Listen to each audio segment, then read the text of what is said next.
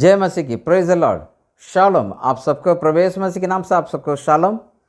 प्रियो, हम लोग के परमेश्वर के बड़ी अनुग्रह के द्वारा हमें सुरक्षा रखे हैं। अभी तक परमेश्वर का अनुग्रह हमें संभाल का आया, इसलिए प्रभु के नाम की महिमा हो। हालेलुया। और इन दिनों में परमेश्वर हमसे तरह तरह के बातें भी किए, इसलिए मैं प्रभु का धन्यवाद देता हूँ। कल के दिन संडे हम लोग जय प्रवेश यानी यरूशलेम के अंदर यीशु मसीह एक विजय प्रवेश किए। यानी क्रूस पर मरने के पहले यरूशलेम के अंदर यीशु मसीह प्रवेश करके सब लोग यीशु मसीह जैसे आते हुए ओसन्ना ओसन्ना, दावीद के कुमार को ओसन्ना, इस प्रकार से वो गीत गाए। और हम कल इस प्रकार से अध्ययन किए संडे के दिन कि परमेश्वर इस ओसन्ना मतलब मुझे बचाओ या उद्धार करो उस शब्द के लेकर, और प्रभु परमेश्वर कैसे छुटकारा के लेकर इस पृथ्वी पर आए और उसके द्वारा हमारा क्या फ़ायदा है, हम लोग उससे क्या आशीष पाए, उस वचन को सुना है। उसके बाद सोमवार से लेकर गुरुवार तक होली वीक्स माना जाता है। यानी प्रतिदिन संडे से लेकर प्रतिदिन यीशु मसीह क्या क्या किए उसके ऊपर अध्ययन करें। आज भी मैं सोमवार के दिन आपके पास परमेश्वर के बातों में आपके पास लाना चाहूँगा। यीशु मसीह हमें कौन सी बातों को सिखाए और किस लिए यीशु मसीह इस प्रकार से कार्य किए, उसमें से हम क्या सीखते हैं। आइए आज के वचन के द्वारा प्रभु हमें आशीष करें। एक बार सिर झुकाएं और प्रार्थना करें। प्रभु जी धन्यवाद देते हैं सुंदर समय के लिए। हमारी प्रार्थना है आज के वचन और हमारे प्रभु अध्ययन आपके लिए प्रभु आशीष आप हमें आशीष करेंगे, और साथ साथ जो सुन रहे हैं वे सब प्रभु इस वचन के द्वारा परमेश्वर का आशीष को प्राप्त करके जो प्रभु ने अधिकार दिए उसे अधिकार का इस्तेमाल करने के लिए प्रत्येक जन को मदद करिए। धन्यवाद स्तुति करते हुए यीशु नासरी के नाम से प्रार्थना मानते हैं, आमीन। हालेलुया। आइए आज के वचन पर चलेंगे। मैं आपको लेके चलना चाहूँगा मत्ती रचित सुसमाचार 21वां अध्याय उसका 12 से लेके 27वां वचन तक। Matthew 21:12-27 words. मत्ती रचित सुसमाचार 21वां अध्याय उसका 12 से लेके 27वां वचन तक। यहाँ पर मैं एक टॉपिक देना चाहूँगा, understanding the power and authority of Jesus Christ. प्रभु परमेश्वर का, प्रभु यीशु मसीह का के सामर्थ्य और अधिकार को समझना। और जब हम यीशु मसीह के अधिकार को हम समझ जाते हैं तो हमारा लिए जो प्रभु ने दिया हुआ अधिकार को हम इस्तेमाल कर सकते हैं। मैं पढ़ता हूँ कुछ वचन, उस वचन के अनुसार हम अध्ययन करेंगे। मत्ती रचित सुसमाचार 21वां अध्याय उसका 12 से लेकर 14 तक का वचन में पढ़ता हूँ। यीशु ने परमेश्वर के मंदिर में जाकर उन सबको जो मंदिर में लेन देन कर रहे थे निकाल दिया, और सरफों के पीड़ों और कबूतरों को बेचने वाले को चौकियाँ उलट दी, और उनसे कहा, लिखा है कि मेरा घर प्रार्थना कर कहलाएगा, परंतु तुम उससे डाकुओं के खोख बनाते हो। और अंधे और लंगड़े मंदिर में उसके पास लाए और उसने उन्हें चंगा किए। हालेलुया। यहाँ लिखा है, उसने 12 वचन में लिखा है कि उन सबको जो मंदिर में लेन देन कर रहे थे निकाल दिया, और जो सर्फों और कबूतरों को बेचने वालों को चौकियाँ उलट दी। हालेलुया। यहाँ पर यीशु मसीह ने क्या देखा? मेरा घर प्रार्थना कर कहला जाएगा, लेकिन वहाँ पर आप लोग ये क्यों बेच रहे हो? आपको थोड़ा अजीब सा लगेगा। ये यीशु मसीह जो लोग बिजनेस करके अपने जीवन चलाना चाहते हैं उनको क्यों बंद किया है ना? सर्फों और कबूतरों, मैं कबूतर से शुरुआत करना चाहूँगा। बलिदान चढ़ाने के लिए वहाँ जानवर को बलिदान पहले चढ़ाया करते थे, और पुराने वाचा के अनुसार, ये पुराने नियम के अनुसार प्रभु ने कहा कि इस प्रकार के बलि आपको चढ़ाना है, तो लोग वहाँ चढ़ाया करते थे। उसके लिए कबूतरों को उन्होंने बेचा, विशेष तौर पर कबूतरों को बेचा, उसको लगभग 10 गुना अधिक रेट में बेचा किया। और उनके ये कहना है, आप जो लाओगे उसको हम बलिदान नहीं चढ़ाएंगे, जो यहाँ पर बिक्री होता है उसको आपको लेके क्या करना है? बलि चढ़ाना है, पाप के लिए आपको बलि चढ़ाना है। ठीक है, लेकिन प्रभु परमेश्वर क्या किया, क्या कहा उसका आप समझिएगा। यहाँ पर लेवी व्यवस्था के अनुसार 1 अध्याय से लेकर 10वां वचन तक वहाँ इस प्रकार से कहते हैं कि ये जो जानवर हैं जिनको बलिदान चढ़ाने के लिए किए हैं, वो सिर्फ जो याजक जब तक उसे अप्रूवल नहीं करेगा, याजक जब तक उसको ये नहीं करेगा हाँ ये सही है, इसको आप उसका बलि चढ़ा सकते हैं, तब तक नहीं कर सकते। लेकिन वो लोग उल्लंघन किया, आज्ञा का उल्लंघन किया। प्रभु ने वहाँ पर नियम बताए, लेवी व्यवस्था के 1 अध्याय से लेकर 10वां वचन तक, 10वां अध्याय तक, वहाँ तरह तरह की चीज़ों को द्वारा तरह तरह के जो बलिदान कैसे किया जाए। पहले अध्याय में आप देखेंगे वहाँ पर कि आप बलि चढ़ाने के पहले क्या करना है, वहाँ याजक को आना है। यानी वहाँ पर कहा गया मूसे से कहा गया आरोन को बुलाओ, आरोन प्रार्थना करेगा। वहाँ बार बार याजक का नाम लिया जाता है। तो प्रिय, यहाँ पर परमेश्वर इसलिए प्रिय नहीं थे और उन्होंने उस कबूतर को, टेबल को उलट दिया। और पैसा मतलब जो लोग लेन देन करते हैं, वो लेन देन क्या है, यहूदी कल्चर के अनुसार, यहूदी नियम के अनुसार सिर्फ यहूदियों का सिक्का चलता है। यहूदियों के लिए जो वहाँ पर उनके चलता है वही चीज़ को वहाँ पर अर्पण किया जाएगा। लेकिन वो लोग क्या करते थे कि वहाँ पर उसी में के अंदर भी उन्होंने काफ़ी चीज़ों को वहाँ गड़बड़ करते हुए दिखाई दिए। क्या दिए, मैं आपको बता रहा हूँ कि जो बाहर के जो पैसा आता था उसको वो लोग कन्वर्ट करके, जो बाहर के जो पैसा आता था, जैसे यहाँ मनी चेंज करते हैं, वो चेंज करके वो देते थे, ठीक है। और उसके लिए क्या है, जब चेंज करते हैं उसके लिए क्या लेते थे, उसके लिए पैसा लेते थे। आज भी आप देखिए, मैं जब नए बॉम्बे के अंदर आया तो मैं बॉम्बे में शहर के अंदर में जाने लगा। पहली बार साइन में जा रहा था, वहाँ पर कोई व्यक्ति ने बोला ये फटा हुआ नोट को लिया जाएगा। मैंने उनसे पूछा, मेरे पास 10 रुपये फटा हुआ था। मैंने कहा भाई साहब ये 10 रुपये को मैं आपको देता हूँ, आप चेंज करेंगे, बदल देंगे? उन्होंने कहा हाँ जी, 1 रुपया इसके लिए कटेगा, 9 रुपये आपको रिटर्न किया जाएगा। मैंने कहा 10 रुपये में 1 रुपया आपका, हाँ जी, इसका बदल के देने के लिए बदल देंगे हम, लेकिन आपको क्या मिलेगा, 9 रुपये मिलेगा। मैं खुश हो गया। अरे जब 10 रुपये काम में नहीं आ रहा, 9 रुपये तो फ़ायदा हो ही रहा। एक बार 100 रुपये फट गया था मेरे पॉकेट से। जैसे मैं पॉकेट में, मेरा आदत है पैसा भी रखना और उसके अंदर चाबी भी रखना गाड़ी का। जब गाड़ी की चाबी निकाला उससे फट गया वो, तब मैं लेके गया, भैया ऐसे 100 रुपया का बदलना है। उन्होंने कहा 10 रुपये कटेगा, 90 रुपये आपका आ जाएगा। इस प्रकार वो लोग करते थे। तब यीशु मसीह वहाँ पर उस बातों के प्रिय नहीं थे। तभी यहाँ आपको वचन में पढ़ते सुनाता हूँ, यहाँ लिखा हुआ 13 वचन में कि और उन्होंने कहा, लिखा है मेरा घर प्रार्थना कर कहलाया जाएगा, परंतु तुम डाकुओं के खोक बनाते हो। यानी डाकुओं का अड्डा बना दिया तुमने।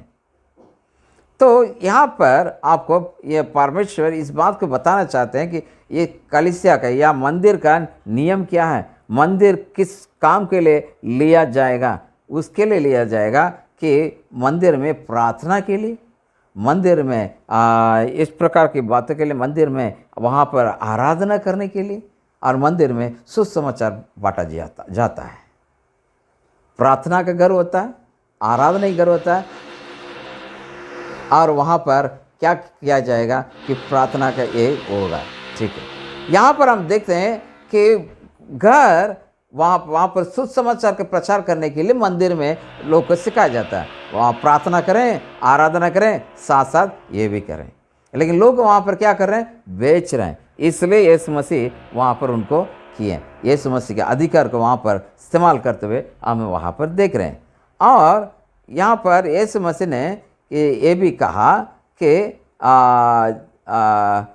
उसके नीचे यदि आप देखेंगे, जैसे वहाँ पर ये 14 वचन के बाद फिर आप पढ़ेंगे, यीशु मसीह गए वहाँ पर, उनको एक गांव से दूसरा गांव जाने के पहले उनको भूख लगी, और जैसे भूख लगा, मत्ती रचित सुसमाचार का 21वां अध्याय 20वां वचन से पढ़ता हूँ। और क्या हुआ कि जैसे वहाँ पर गए, वहाँ पर जंजीर का पेड़ था, और उसे पेड़ को देखते हुए उन्होंने देखा उसमें कुछ फल मिलेगा। जब फल ना मिला तब यीशु मसीह ने उसको श्रापित कर दिया। तो 20वां वचन से पढ़ता हूँ। यह देखकर चेलों ने अचंभा किया और कहा, यह अंजीर का पेड़ क्यों कर तुरंत सूख गया? यीशु ने उनसे उत्तर दिया कि मैं तुमसे कहता हूँ कि यदि तुम विश्वास रखो और संदेह ना करो तो केवल यह करोगे जो इस अंजीर के पेड़ से किया जाएगा। परंतु यदि उस पहाड़ से भी कहोगे उगड़ जा तो वो समुद्र में जा पड़े और तो हो जाएगा। और 22वां वचन में लिखा, और जो कुछ तुम प्रार्थना में विश्वास से मांगोगे वो तुम्हें मिलेगा। यहाँ पर हम यीशु मसीह के सामर्थ और अधिकार के विषय में समझ रहे हैं, और उसी अधिकार और जो सामर्थ्य कि जो महत्व के समझ के हमारे जीवन में कार्य लेना है। यहाँ पर देखिएगा, पहले यीशु मसीह वहाँ पर मंदिर को शुद्ध कर रहे हैं, अपना अधिकार को वहाँ दिखा रहे हैं और लोगों को समझा रहे हैं कि प्रार्थना कर किस लिए इस्तेमाल किया जाएगा। और उसके नीचे अंजीर के पेड़ से ये शिक्षा हमें दे रहे हैं कि विश्वास के द्वारा जो कुछ आप मांगोगे और होगा। यदि इस पहाड़ को भी कहोगे उगड़ के समुद्र में जा गिर जा, वो गिरेगा। इसलिए उन्होंने कहा कि चेले के सामने वो अंजीर के पेड़ के साथ जो घटना है उसका बता रहे हैं। आपको आश्चर्य करने की जरूरत नहीं, विश्वास करने वाले के लिए सब कुछ हो सकता है। यहाँ परमेश्वर यीशु मसीह से अपने सामर्थ्य को और अपने अधिकार को इस्तेमाल किया, और वही परमेश्वर हमें उसके द्वारा दिया हुआ अधिकार और सामर्थ्य का हमें इस्तेमाल करना है। कैसे इस्तेमाल करें, यहाँ पर कई वचन के द्वारा मैं आपको समझाना चाहूँगा और मेरे साथ आप बड़े ध्यान से सुनिएगा। मैं सोच रहा हूँ कि आज आपके बीच में 20 मिनट के इस संदेश के साथ आपसे मैं बातें करूँगा। यहाँ पर हम देखते हैं यीशु मसीह ने इस प्रकार से कहा, जो संसार में है उससे बड़ा है तुम्हारे अंदर। यानी परमेश्वर कहता है जो संसार में जो रहता है शैतान, संसार में जो हाकिम रहता है, संसार में जो दुष्ट शक्तियां हैं, उससे सामर्थ्यवान प्रभु तुम्हारे साथ है, क्योंकि वो सामर्थ्य प्रभु है, वो सामर्थ्य प्रभु तुम्हारे अंदर है। पहली बात। और दूसरी बात, यहाँ पर इस बात को बताते हैं कि जो सामर्थ्य तुम्हें दिया गया वो सामर्थ्य सादा सामर्थ्य नहीं है। तुम्हारे जो विरोधी शैतान उससे कई हजारों गुना सामर्थ्य ज़्यादा है। तभी पौलुस इस प्रकार से कहता है एफिसी के पत्री 3 अध्याय उसके 20वां वचन में, ऐसे सामर्थ्य, कैसे सामर्थ्य, आप जो प्रार्थना करने के पहले, मांगने के पहले, विचार करने के पहले वो करने वाले ऐसे सामर्थ्य। हालेलुया। वो सामर्थ्य सादा सामर्थ्य नहीं है, उसका सामर्थ्य ऐसा है कि बहुत ही अनोखा सामर्थ्य है, और वो सामर्थ्य शैतान के पास भी नहीं है मेरे प्रिय, उससे कई गुना अधिक सामर्थ्य हमारे पास है। और साथ साथ यहाँ पर यह भी बताया जाता है कि वो सामर्थ्य क्या करता है, शैतान को भगाता है और शैतान हमेशा हमसे भाग जाता है। और यदि हमें उसी सामर्थ्य में और उसी अधिकार में जीना है तो हम क्या करें? प्रभु जो दिया हुआ सामर्थ्य में और उसके अधिकार में जीना है तो क्या करें? पहला कुरिन्थियों की पत्री 4 अध्याय उसका 19वां पद में पढ़ता हूं, बड़े ध्यान से सुनिएगा। पहला कुरिन्थियों 4 अध्याय उसका 19वां पद, परंतु प्रभु चाहे तो मैं तुम्हारे पास शीघ्र ही आऊँगा और उन फूलों वो को बातों को नहीं परंतु उनकी सामर्थ्य को जान लूँगा। यहाँ पौलुस आध्यात्मिक क्षेत्र में जो अधिकार है उसके बारे में बात करते हैं, ना कि प्रकृति के क्षेत्र में जो अधिकार है उससे बात नहीं कर रहे। आध्यात्मिक क्षेत्र में जो सामर्थ्य है उसके बारे में प्रभु परमेश्वर यहाँ पौलुस बात कर रहे हैं, ना ही कि जो नेचुरल रिलम यानी जो प्रकृति के क्षेत्र में जो सामर्थ्य है उसके बारे में बात नहीं कर रहे हैं। इसलिए ये यहाँ पौलुस इस प्रकार को बताता है, मैं आता हूँ उधर, मैं शीघ्र ही आऊँगा, लेकिन आकर के वहाँ तुम्हारे प्रचार को सुनने के लिए नहीं आ रहा हूँ, तुम्हारे मुंह से जो शब्द आएगा उसको सुनने के लिए नहीं आए, लेकिन प्रभु का सामर्थ्य तुम्हारे अंदर कैसे कार्य करता है। हालेलुया। यहाँ बहुत क्लियर लिखा हुआ वचन में कि और उन फूले वो की बातों को नहीं परंतु उनकी सामर्थ्य को जानो। यहाँ लिखा है कि he is not coming to hear the words, but he is coming to see the power in the life. For the kingdom of God is not works, but it's in power. यानी सामर्थ्य जो परमेश्वर का राज्य जो है वो केवल वो सामर्थ्य के अधिकार पर है, खाने पीने के नहीं, सामर्थ्य। तो यदि प्रभु का दिया हुआ अधिकार और सामर्थ्य आपके अंदर है, वो प्रकट होना चाहिए।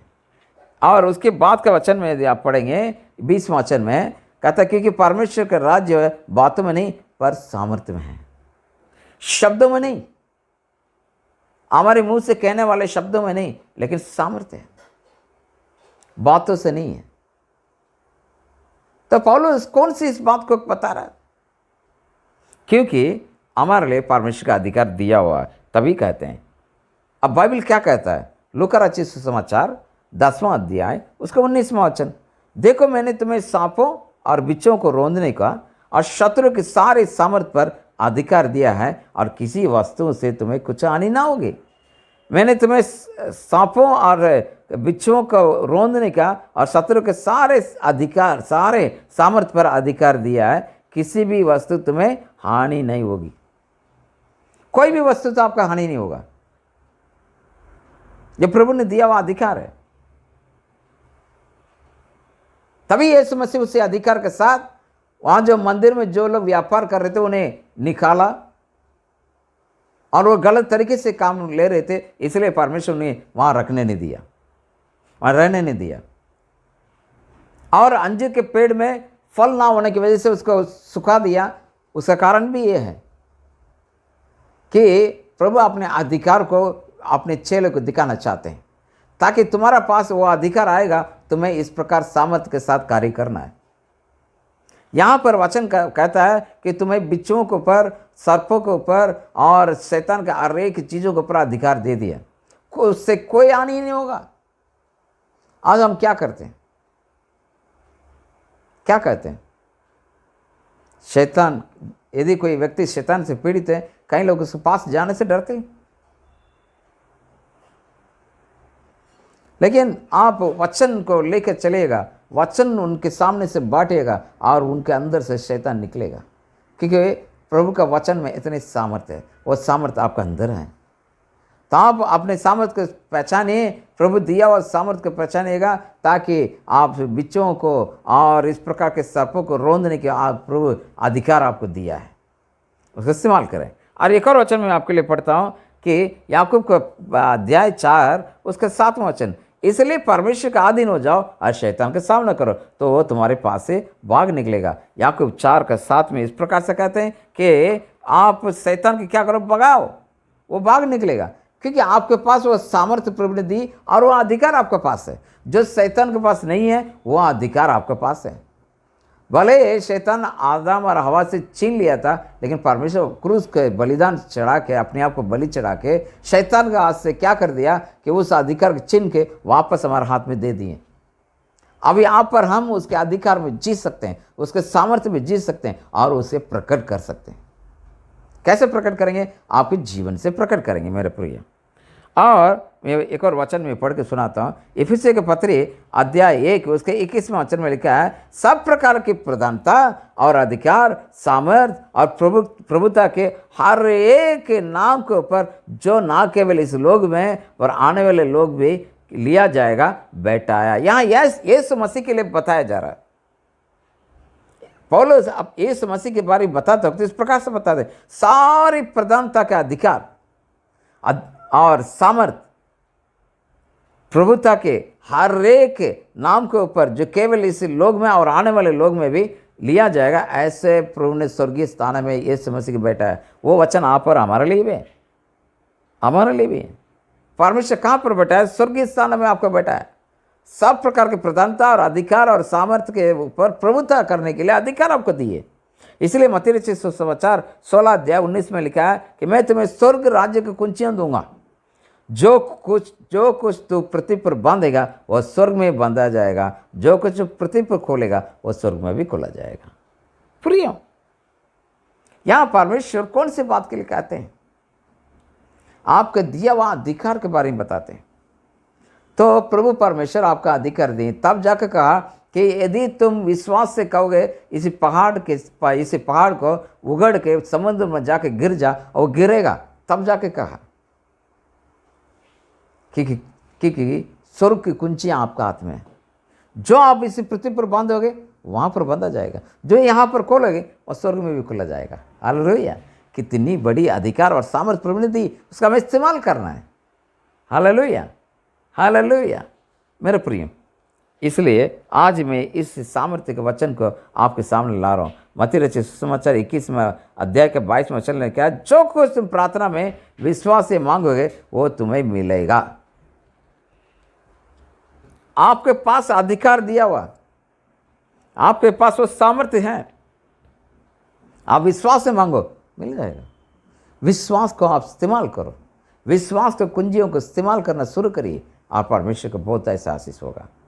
प्रियो, प्रभु के पास वो अधिकार और सामर्थ्य है, वो सेम आप और हमारा हाथ में प्रभु ने दी है। इसलिए प्रभु ने कहा, मैं जो कर रहा हूँ वो भी करेगा, और जो मैंने नहीं किया उससे भी तुम करोगे। ये परमेश्वर का वचन है मेरे प्रिय। यदि वो सच है, आप इस्तेमाल करिए। प्रभु आपको ऊपर अधिकार दिए। इस होली वीक में हम क्या सुन रहे हैं? सोमवार के मैसेज में अधिकार जो प्रभु ने दी, सामर्थ जो प्रभु ने दी, उसे हमें इस्तेमाल करना है। बीमारी से छुटकारा पाने के लिए आप उसे अधिकार और सामर्थ्य का इस्तेमाल करिए, और जितना भी गरीब व्यवस्था को सुधार के और हमारे पैसा की व्यवस्था में बदलना है, आपको दिया हुआ अधिकार और सामर्थ्य का इस्तेमाल करिए। यदि आप अपने क्षेत्र में जहाँ आप रहते हैं वहाँ राजा जैसे रहना चाहते हैं, वहाँ पर एक अच्छे खासी जीवन जीना चाहते हैं, एकदम परमेश्वर को महिमा दिलाने वाले जीवन, तो वहाँ इस बातों का इस्तेमाल करो। हर एक बातों पर लोग ये पहचाने, ये परमेश्वर के बच्चे हैं, प्रभु के सामर्थ्य इनके पास है। यदि आप चलते हैं, आपके चाय गिर के लोग चंगे वो, क्योंकि परमेश्वर ऐसे सामर्थ्य आपके दिए हैं। हम खुद बीमार में पड़े नहीं, लेकिन हम दूसरों को छुड़ाने वाले लोग बने। ऐसे प्रभु हमें अनुग्रह करें। मैं धन्यवाद देता हूँ आज के वचन के लिए। इसके अनुसार जो प्रभु ने अपने अधिकार और सामर्थ्य का इस्तेमाल किए करके हमें दिया हुआ उसी सामर्थ्य और अधिकार को इस्तेमाल करने के लिए कहते हैं, हम इस्तेमाल करेंगे, आशीष पाएंगे। आइए हम प्रार्थना करेंगे। प्रभु जी, धन्यवाद देते हैं सुंदर वचन के लिए। हाँ प्रभु जी, आपने दिया हुआ उसी सामर्थ्य को और अधिकार को इस्तेमाल करना है, ताकि हमारे जीवन में आशीष पाएँ। जो भी प्रभु मेरी आवाज़ को सुन रहे हैं, इनके प्रभु आँख को खोल दीजिए और इनके हृदय में पवित्र आत्मा काम करें, ताकि वो इस बात को समझ के विश्वास से जय के जीवन में, जय के उत्सव में आगे बढ़ सकें। और कल नई बात के साथ नई चीज़ें सीखने में हमें मदद करिएगा। और आज के दिन जो वचन सुना है, उस वचन को अपने जीवन में अभ्यास करें, ऐसे कृपा कर। धन्यवाद स्तुति करते हुए यीशु नासरी के नाम से प्रार्थना मांगते हैं, आमीन। हालेलुया, प्रेज द लॉर्ड। प्रभु आप सबका आशीष करें। ये मैसेज 20 मिनट से लेकर 25 मिनट के बीच में आएगा प्रतिदिन। आप उसे बड़ी लगन से सुनिएगा। प्रतिदिन सुबह 5 बजे यूट्यूब में ये अपलोड हो जाएगा। आप सुबह 5 बजे से लेकर रात को आप पूरा देख सकते हैं। Thank you so much. प्रभु आपका आशीष करें। धन्यवाद।